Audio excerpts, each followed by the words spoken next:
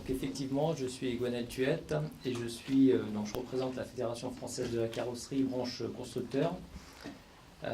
Et je vais vous dire quelques mots de la filière carrosserie, qui est une filière d'excellence, comme je l'ai qualifiée. Alors je dirais effectivement quelques mots sur l'ATP, puisque c'est le texte qui régit un petit peu notre activité.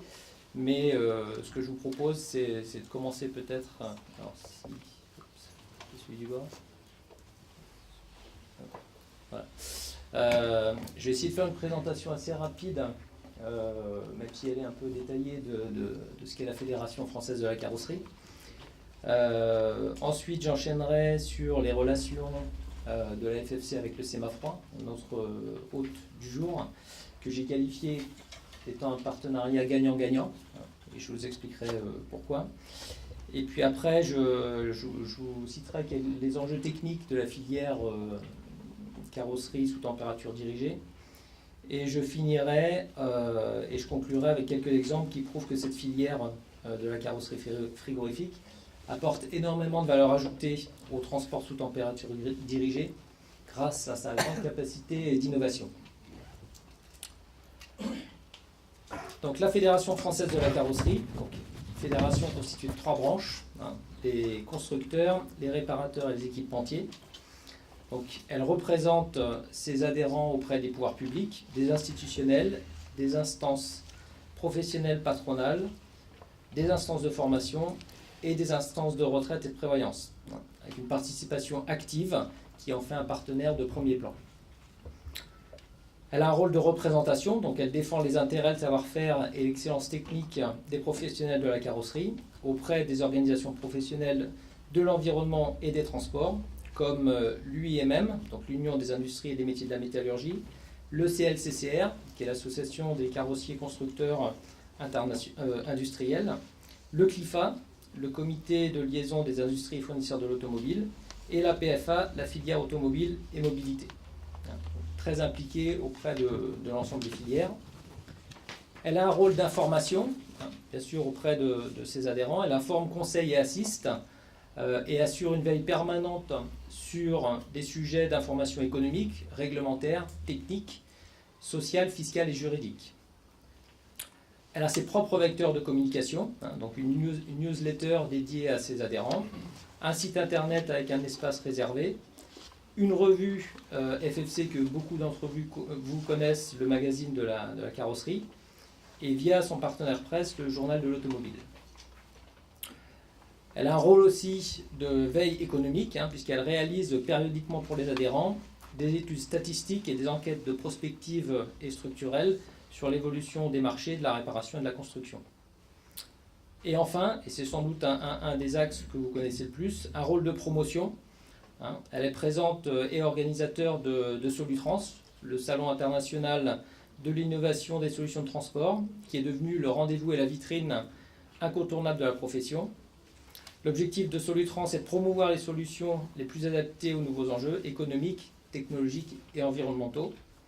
Il y a un deuxième salon, qui est Équipe Auto, donc organisé en partenariat avec la FFC, qui est un salon international des équipements et des services centré sur l'automobile et qui est véritablement ancré dans le paysage international de l'automobile aujourd'hui. Elle a aussi un rôle de formation, ce qui est extrêmement important, puisqu'elle représente aujourd'hui la filière carrosserie, construction et réparation auprès du ministère de l'Éducation et participe activement aux travaux de réforme des référentiels et des diplômes. Et elle dispose de son propre centre de formation, un centre de formation des apprentis, pour assurer effectivement le savoir-faire et la technicité des métiers de la carrosserie. Et puis j'ai remis en bas un petit logo, puisque c'est une vieille fédération, puisqu'on a fêté l'année dernière à Solutrans les 170 ans de la fédération. Donc c'est une fédération qui dure, qui se porte bien et qui est très active et dynamique au travers de ses adhérents. Donc je vous ai remis, juste pour mémoire, donc les 3 branches, la façon dont est organisée cette fédération. Donc on voit effectivement les 3 branches, réparateurs, constructeurs et équipementiers. Donc chaque branche est présidée par un adhérent et on a un comité de direction qui rassemble l'ensemble des branches qui est présidé par M. Patrick Cholton. Au sein de la branche constructeur, donc on a des sections techniques qui sont organisées par métier, qui sont animées par des adhérents avec le support d'un membre permanent. Et donc sur la partie température dirigée, nous avons, c'est moi qui ai l'énorme avantage de présider cette section.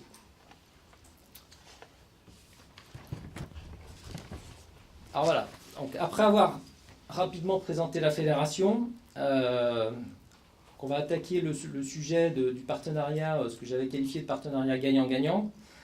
Alors j'ai attaqué un petit sujet un peu polémique, j'espère que je ne vais pas faire souffrir trop d'oreilles. On est là au cœur d'une problématique connue, qui est la capacité de notre administration à complexifier les règlements et par voie de conséquence les difficultés de nos industriels à rester compétitifs dans un environnement européen non uniformisé. Donc, alors, je ne veux pas qu'il y ait de malentendus, je pense que le message que je veux délivrer aujourd'hui au nom de la FFC, c'est un message très positif, puisque je pense que le CEMAFROID et la FFC, donc CEMAFROID détenteur de la délégation de service public de la DGAL, ont trouvé un juste équilibre aujourd'hui de fonctionnement, bénéfique pour l'ensemble de la filière. Et quand je parle de la filière, je parle de l'ensemble du pôle transport sous température dirigée. On a été souvent critiqués, les industriels français, par notre manque d'efficacité en termes de lobbying auprès des décideurs politiques nationaux et internationaux. On a souvent été comparés notamment aux organisations de branche de nos amis et néanmoins concurrents allemands. Je pense qu'aujourd'hui, la filière carrosserie frigorifique, avec son partenaire le CEMAFROID, sont très présents et très actifs pour le bien de l'industrie du transport sous température dirigée et connaissent parfaitement les circuits décisionnels. Donc j'ai relisté de façon non exhaustive les différents groupes de travail auxquels on participe et dans lesquels on a une approche concertée avec le CEMAFROID, ce qui nous permet d'avoir une position française forte et cohérente dans les discussions auprès des organismes nationaux et internationaux. Donc j'ai relisté ici donc, la présence de la FFC à la commission technique du CEMAFROID, la CTS, avec trois membres permanents, un titulaire, un adhérent et un auditeur libre permanent de la fédération. La présence à Transfrigoroute et Transfrigoroute International, au travers d'un siège permanent au CCT, qui est le comité technique. La présence au CLCCR, qui est le syndicat international des carrossiers industriels, et là encore qui traite de tous les sujets autour de l'ATP, et notamment la préparation du rendez-vous incontournable de Genève, qui est le WP11, et le CLCCR, a un siège en tant qu'organisme non gouvernemental à Genève, donc participe activement aux discussions, même s'il est non décisionnaire et ne participe pas au vote en tant qu'organisme non gouvernemental, mais il y a un siège en tout cas à Genève, et donc tout le travail préparatoire en amont de ce rendez-vous est fait avec les différents pays, et la position française est défendue par la FFC. Et puis j'ai aussi listé les travaux de la normalisation européenne, au travers du groupe de travail qui s'appelle TC 413, et dont la représentation de la FFC est faite par un expert, et en l'occurrence c'est Gérald Cavalier qui représente les intérêts de la FFC dans le cadre du TC 413. Et puis il y a un dernier groupe de travail que j'ai listé, mais je reviendrai dans quelques instants, qui est un travail qu'on a lancé au niveau de la France sur le vieillissement des coefficients K des cellules isothermes. Donc le message là encore, il est extrêmement positif. Il y a beaucoup de vigilance de la part de la fédération, on est très vigilant, mais je pense qu'on a trouvé aujourd'hui avec l'autorité compétente qu'est le CEMAFROID un équilibre qui nous permet de défendre les intérêts de l'ensemble des professionnels. Alors sans transition, je vais passer à des sujets, après avoir parlé un peu de réglementation, des sujets un peu techniques. Donc là, j'en ai relisté trois qui me paraissent être importants, en tout cas auxquels on est confronté au quotidien aujourd'hui et peut-être et sans doute dans le futur. Donc la maîtrise du coefficient K, alors bon, je vous ai juste remis pour mémoire un extrait de l'ATP, hein, qui est la formule de dimensionnement des engins. Donc on voit effectivement que le coefficient K a toute son importance dans le dimensionnement des puissances des groupes frigorifiques. Hein. On parlait de taille de compresseur tout à l'heure, et de gaz. Il faut effectivement corréler tout ça, et il faut effectivement avoir des engins efficaces. Je pense que c'est un terme absolument clé. Donc, le premier sujet qu'on a lancé avec le SEMA-FROID concerne le vieillissement des coefficients K, puisqu'il faut savoir que il n'y a pas de données scientifiques sur le sujet, quasiment pas de données scientifiques fiables, en tout cas, sur le sujet. À Genève, en 2014, l'Allemagne avait présenté une proposition de modification de l'ATP pour quasiment libéraliser la valeur des coefficients K, hein, en se basant sur justement le vieillissement rapide des coefficients d'isolation des cellules isothermes. Et que forcément la position de la France et d'autres pays d'ailleurs a été de contrer cette position allemande. Hein. Et donc la France a pris le leadership pour créer un groupe de travail pour compiler des données scientifiques et lancer une vraie étude avec des données qui nous permettront, le cas échéant, de pouvoir faire évoluer l'ATP. Donc au sein de la section température dirigée, donc on a créé un groupe de travail. On a sollicité l'ensemble de la profession, hein, et on a lancé un projet donc qui devrait voir le jour sur cette fin d'année, hein, avec une campagne d'essai sur une durée de 3 ans, hein, avec une représentation complète de toutes les configurations de carrosserie, hein, j'allais dire de 1 à 100 mètres cubes. Donc on couvrira bien tout le spectre du transport sous température dirigée. Et on a un objectif, c'est d'avoir une publication scientifique à l'issue des résultats et de l'analyse des données qu'on aura collectées. Voilà. Et à partir de là, alors vous allez me dire, ça peut paraître relativement loin, mais on va avoir vraiment une vision complète du vieillissement effectivement des coefficients d'isolation. On sait qu'elle est relativement rapide au départ et qu'elle se stabilise au cours du temps, mais il nous faut vraiment des données palpables, analysables, critiquables, hein, puisque forcément, sur la base de ces données-là, la France présentera une proposition à Genève. Donc pour que les données soient incontestables, il faut absolument qu'elles soient basées scientifiquement sur des mesures. Pardon. Le deuxième sujet concerne le dimensionnement des groupes frigorifiques. Alors, bon, il y a une réalité, effectivement, c'est que plus meilleur va être le coefficient d'isolation de la caisse, moins on a besoin de performance de groupes frigorifiques. Ça paraît être une évidence. En tout cas, c'est bien de le rappeler. J'ai mis ce sujet-là, et je pense qu'on est confronté à deux problématiques. Une problématique dans le véhicule utilitaire léger, VUL ou véhicule léger, VL, qui est liée à la motorisation en fait, des véhicules. Aujourd'hui, on a une contrainte quand même technique pour faire fonctionner un groupe. Plusieurs solutions existent, mais la plus répandue est celle de venir se brancher sur le moteur du véhicule.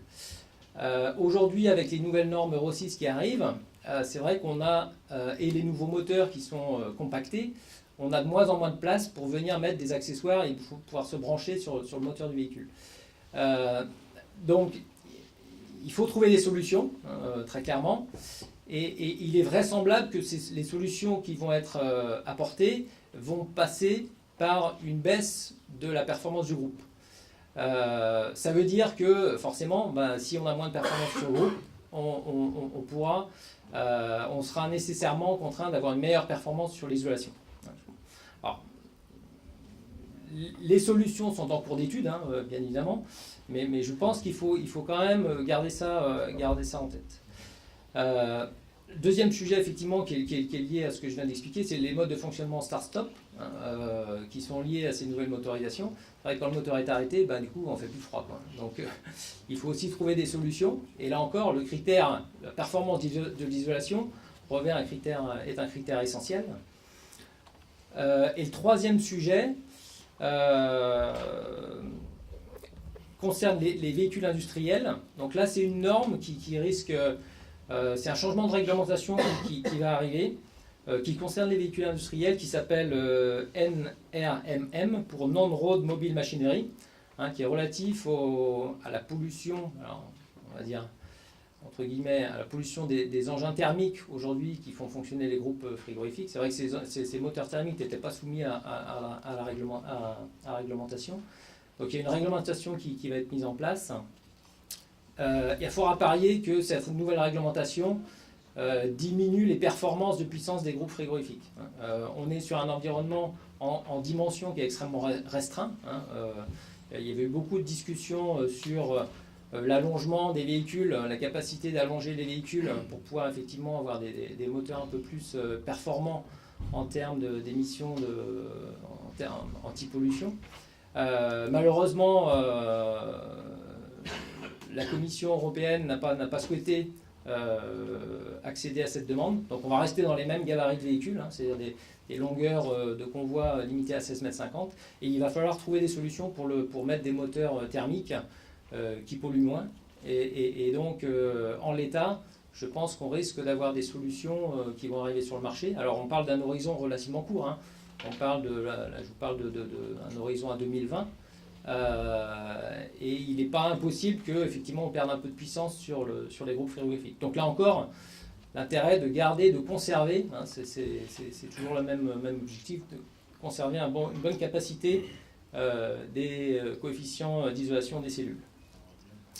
Et puis le dernier sujet qui concerne les débits d'air, donc là c'est un sujet qui est vraiment au cœur des discussions à Genève, hein, puisqu'il y avait eu un amendement qui avait été présenté et puis qui a été retiré l'année dernière.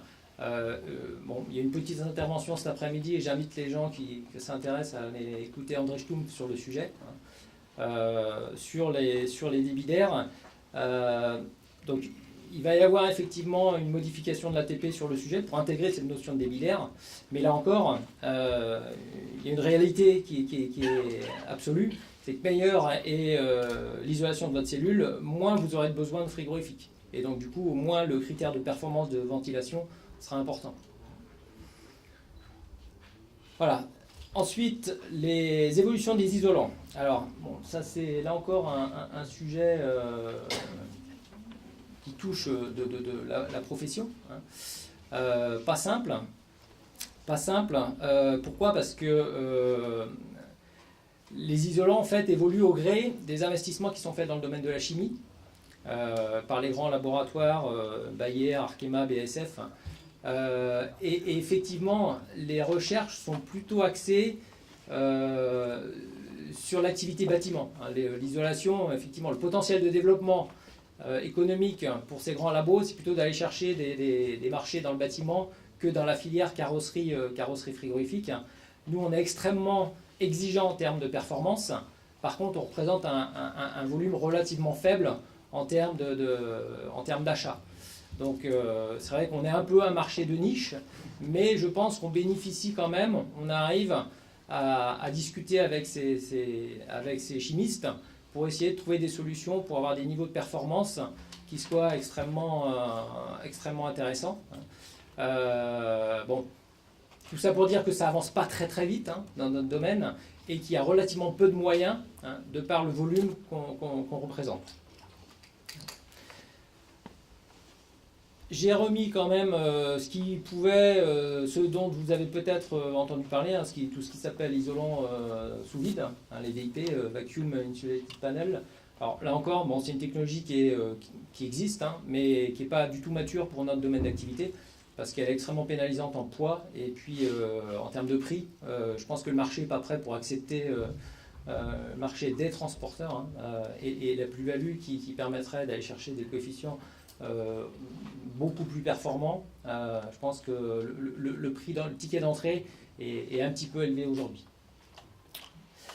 Le dernier sujet, donc, alors là encore, bon, je ne veux pas être polémique, la recherche de l'adéquation entre les épaisseurs de panneaux et d'exploitation. Hein, bon, là, je vais un peu parler aux connaisseurs, mais c'est l'adéquation entre les parois minces et le FRC. Je pense que là, faudra un jour, à plus ou moins courte échéance, qu'on lance quand même le sujet avec l'ensemble de la profession. On arrive effectivement aujourd'hui à avoir des configurations de véhicules avec beaucoup d'ouverture et qui ne sont pas toujours compatibles avec les besoins d'exploitation et le besoin des parois minces. Donc là, je pense que c'est un sujet qu'il faudra quand même mettre sur la table.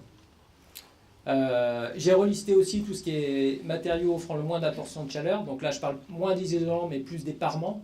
Donc la conductivité technique, la conductivité thermique, pardon, des parements, des panneaux. Il y a énormément de recherche sur le sujet. C'est vrai qu'on parle de thermoplastique, et puis c'est le débat entre le polyester et la tôle. Et puis j'ai relisté aussi, et ça c'est un sujet qui est beaucoup plus d'actualité, la conductivité entre les compartiments. C'est vrai qu'aujourd'hui on a de plus en plus de véhicules multitempératures. Donc l'ATP intègre aujourd'hui cette notion de multitempérature. Donc les règles de dimensionnement sont en train de se mettre en place au travers des travaux réalisés dans le cadre du WP11, de la CERT et de Transfrigoroute International. Maintenant, il y a quand même une problématique qui est effectivement le dimensionnement des coefficients K des cloisons qui permettent de compartimenter les véhicules. Et donc la section température dirigée avec le sémaphore, là encore, a souhaité lancer une campagne à partir de fin d'année, début d'année prochaine, pour mesurer les performances de ces cloisons. Alors après la maîtrise du K, qui est quand même le gros sujet dans notre domaine d'activité, il y a la maîtrise du poids, alors qui n'est pas nouveau, puisque la maîtrise du poids, c'est effectivement concerne tous les transporteurs qui sont rentrés dans la démarche économie de CO2. Donc là, j'ai repris les chiffres qui avaient été communiqués par l'ADEME à l'époque. À 1 tonne de poids mort sur un véhicule, c'est à peu près 2000 litres de carburant d'économisé par an. Et puis le dernier sujet, alors qui est sans doute le moins mature, mais qui est en cours de discussion aujourd'hui au sein de l'UE, c'est le projet Vecto. Là encore, on parle de labellisation des véhicules industriels. Donc la commission a mandaté à créer un groupe de travail sur le sujet, qui a créé un outil qui s'appelle Vecto pour Vehicle Energy Consumption Calculation Tool. Et donc l'objectif, c'est de calculer, c'est un simulateur de consommation de carburant et d'émissions de CO2 pour des ensembles routiers complets. Alors le sujet est très compliqué, comme vous imaginez, puisqu'on parle d'ensemble routier, c'est-à-dire tracteur plus remorque. Et des remorques, alors c'est vrai que dans le domaine du frigo, on a plutôt tendance à faire des formes parallélépipédiques, mais dans le même panier, on va retrouver des bennes, des citernes, donc le sujet est assez vaste. On a peu effectivement d'informations de savoir dans quel sens ça va partir.